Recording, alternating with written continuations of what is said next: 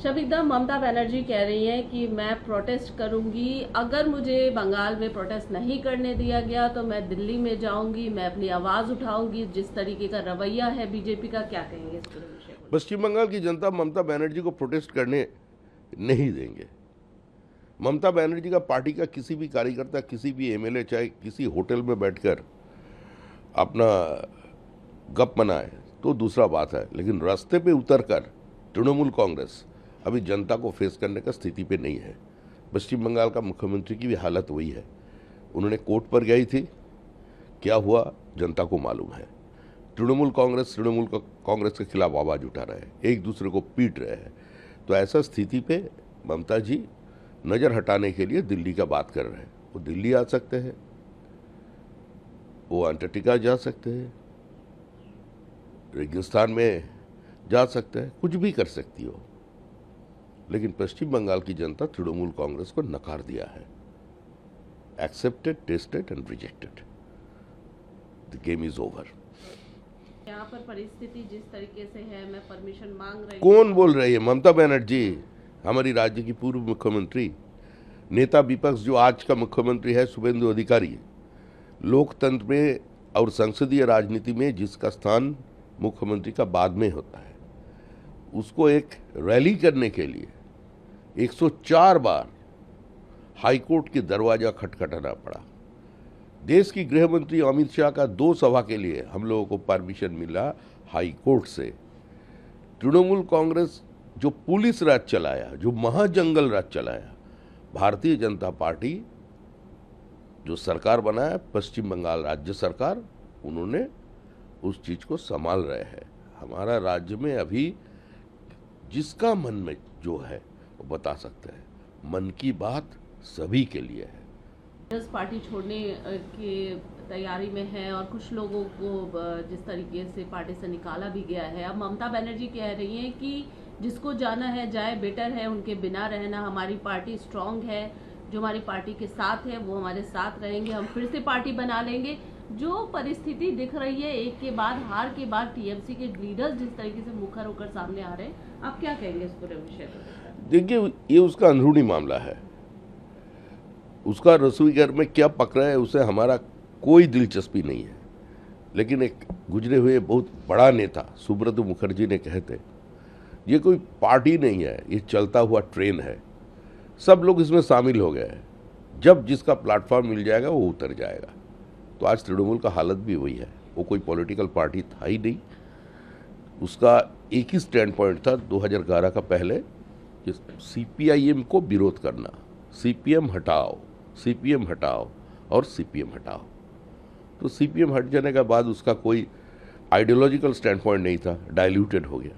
तो धीरे धीरे वो लोग को 75 और 25 का जो राजनीति है, बंटने का राजनीति, लूटो बांटो का राजनीति, तो वो खत्म हो चुका था। अभी जनता उसको ठुकरा दिया।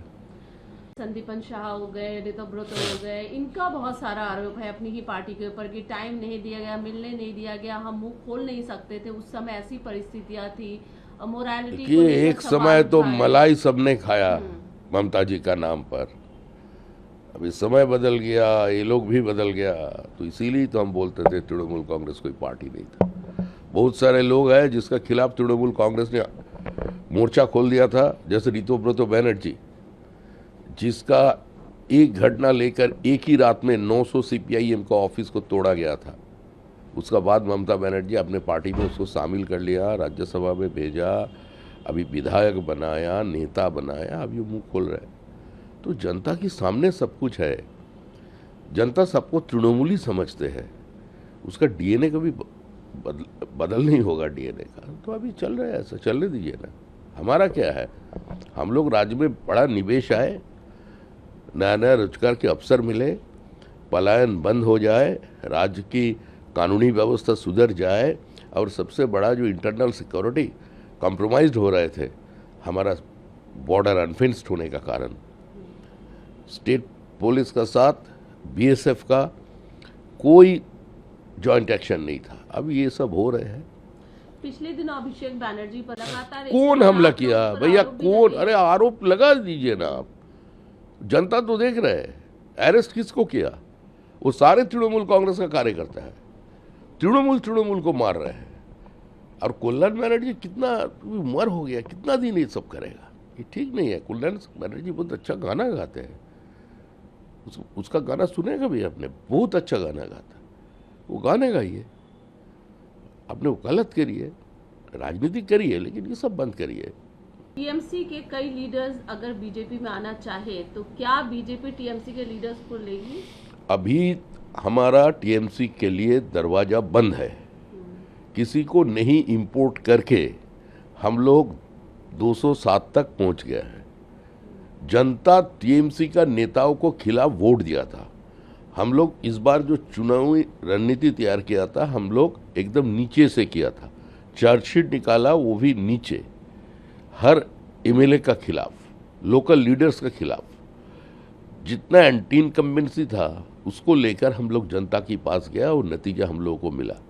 तो इस स्थिति में आप क्या चाहते हैं? जो टेंटेड है, जो नौकरी बेचा, नौकरी खरीदा, जो जनता का जीना हराम कर दिया था, जो आदिवासी महिला का सर मुड़ा दिया था, थूक कर उसको चटने के लिए मजबूर किया था, जो राष्ट्रपति महामहिम राष्ट्रपति को एक कार्यक्रम करने के लिए मैदान तक नहीं दिया, उन लोग हम लोग पार्टी में शामिल करते हैं। भारतीय जनता पार्टी का तृणमूलाइजेशन नहीं हो सकते, नहीं हो सकते, नहीं हो सकते। नहीं, लेकिन आपने एक बात कही कि अभी नहीं तो कोई टाइमलाइन है, बाद में होगा क्या? ऐसा कुछ है क्या संभावना, या कभी नहीं होगा? अरे अभी नहीं और कभी नहीं, ये लेकर के जितना सारे मीडिया वालों चर्चा चलाते रहिए, लेकिन सबका दुकानदारी चलना चाहिए। फिलहाल भारतीय जनता पार्टी किसी भी टेंटेड तृणमूल कांग्रेस के नेता को अपने पार्टी में शामिल नहीं करेंगे। और चुनाव के नतीजे आने का बाद 4 घंटे में जो लोग भाजपाई हो गया, भगवा गुलाल लगाकर, हाथ में झंडा लेकर के जो उसूली फिर से चालू करने का कोशिश किया, वो लोगों को हम लोग डिटेक्ट कर रहे हैं, पार्टी से दूर कर रहे हैं, और जरूरत पड़ेगा तो पुलिस के हवाले कर देंगे। पुलिस अरेस्ट भी किया बहुत सारे लोगों को। भारतीय जनता पार्टी एक्सटॉर्शन की राजनीति बंद कर देगा। अभी देखिए, सरकार गठन नहीं हुआ, शुभेंदु अधिकारी का शपथ नहीं हुआ, लेकिन रिजल्ट निकलने का साथ साथ ही सारे पश्चिम बंगाल में सिंडिकेट बंद हो गया। अभी व्यापारी भी खुश, सब्जी बेचने वाला भी खुश, उद्योगपति भी खुश, और जो शिक्षित जेनजी है वो ज़्यादा खुश है, जब माहौल बदल रहे हैं। मंत्री कलिता माझी जो हैं उनको मंत्री बनाया गया, राज्य मंत्री का दर्जा दिया गया है। बहुत ही एक महत्वपूर्ण मैसेज है कि बीजेपी जो है without any influence, without any power किसी को भी जो है इम्पोर्टेंट पोजीशन दे सकती है। क्या कहेंगे कलिता माझी? भारतीय जनता पार्टी समाज की सभी वर्गों को लेकर के अपने संकल्प पत्र तैयार किया था। हम लोग 1000 ड्रॉप बॉक्स लगाए थे पूरा पश्चिम बंगाल के अंदर, ईमेल के जरिए, व्हाट्सएप के जरिए, पत्र के जरिए। हम लोग सारे लोगों का मत लिया, इकट्ठा करके चुनाव लड़ा, और उसका फल आपको देखने को मिला, जनता की आशीर्वाद मिला। तो समाज के हर वर्ग की रिप्रेजेंटेशन हमारी मंत्रिमंडल में है।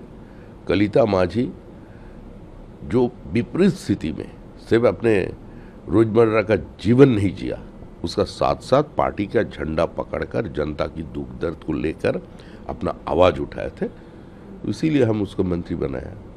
जनता खुश है।